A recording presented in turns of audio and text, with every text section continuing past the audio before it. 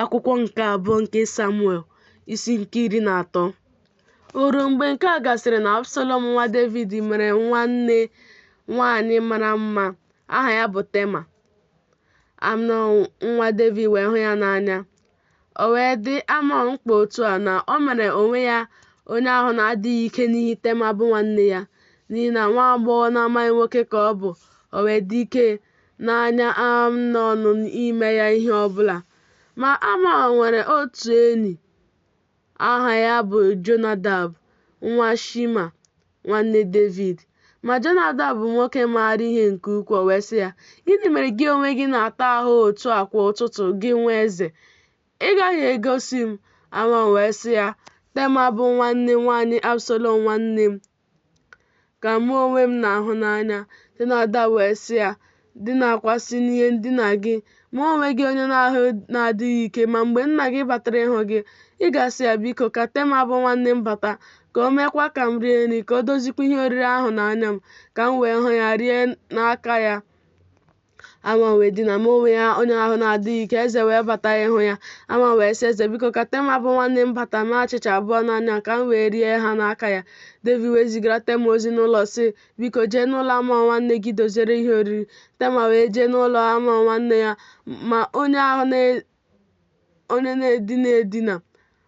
na-edina edina, o wee were ụtụ ọka flawa gwọrọ agwọ gwọọ ya mee achịcha n'anya ya, sie achịcha ahụ. O were ite wụpụ ya n'ihu ya, ma ọ jụrụ iri ha. Amnọn wee sị, "Mee ka mmadụ ọbụla si n'ebe m nọ pụọ." Ha wee pụọ, mmadụ ọbụla n'ebe ọ nọ. Amnọn wee sị Tema, "Bubata ihe oriri n'ime ụlọ ka m wee rie ya n'aka gị." Tema wee were achịcha nke o mere chịtara Amnọn nwanne ya n'ime ụlọ.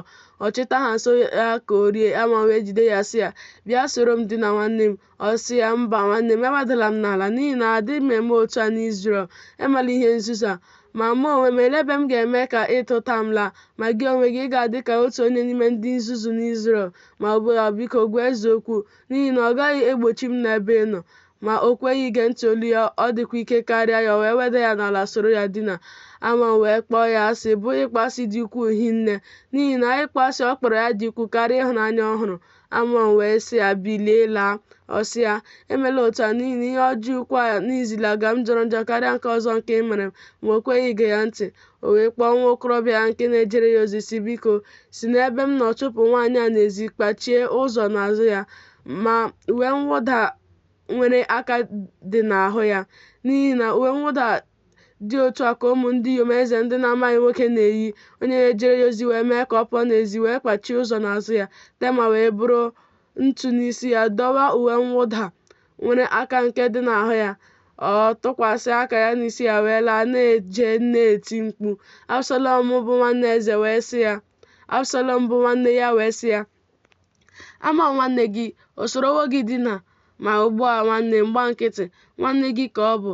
Atụkwasịla obi gị n'ihe a." Tema wee nọdụ dịka nwaanyị a hapụrụ naanị ya n'ụlọ Absalọm nwanne ya. Ma eze bụ Devid nụrụ ihe ndị a niile, iwe ya wee dị ọkụ nke ukwuu. Ma Absalọm agwaghị Amnọn okwu ọbụla, maọbụ nke dị njọ maọbụ nke dị mma, n'ihi na Absalọm kpọrọ Amnọn asị, n'ihi na o wedara Tema nwanne ya n'ala. O ruo mgbe afọ abụọ zuru ezu gasịrị, na Absalọm nwere ndị na-akpacha ajị anụ na Bịa-Hezua nke dị n'akụkụ Ifrem. Absalọm wee kpọọ ụmụ ndị ikom eze niile. Absalọm wee bịakwute eze sị, "Biko lee, ohu gị nwere ndị na-akpacha ajị anụ. Biko ka eze na ndị ohu ya soro ohu gị jee." Eze wee sị Absalọm, "Mba nwa m, biko emela ka anyị niile jee, ka anyị wee ghara ibu edi arụ n'isi gị." Ọ rịgide ya, ma o kweghị ije. Ma oge o ziri ya. Absalọm wee sị, "Ma ọ bụrụ na i jeghị, biko ka Amnọn nwanne m soro anyị jee." Eze wee sị ya, "N'ihi gịnị ka ọ ga-esoro gị jee?"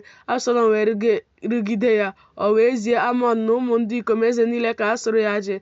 Absalọm wee nye ndị ohu ya iwu sị, "Biko lezienụ anya mgbe obi Amnọn dị mma na mmanya vaịn. Mgbe m sikwa unu tigbuonu Amnọn, menụ ka ọnwụ, unu atụla egwu. Ọ bụghị na mụ onwe m enyewo unu iwu? Dịnụ ike, bụrụkwanụ ndị dimkpa."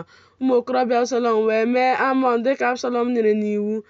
Ụmụ ndị ikom eze niile wee bilie rịkwasị nwoke ọbụla n'elu ịnyịnya muul ya. Ha wee gbalaga. O ruo mgbe ndị ahụ nọ n'ụzọ na aka ahụ bịaruru Devid ntị sị, "Absalọm na-egbu ụmụ ndị ikom eze niile. Ọ dịghịkwa otu onye otu onye fọdụrụ n'ime ha. Eze wee bilie dọwa uwe ya niile dina n'ala, ndị ohu ya niile na-eguzokwa ha na uwe ha dọwara adọwa.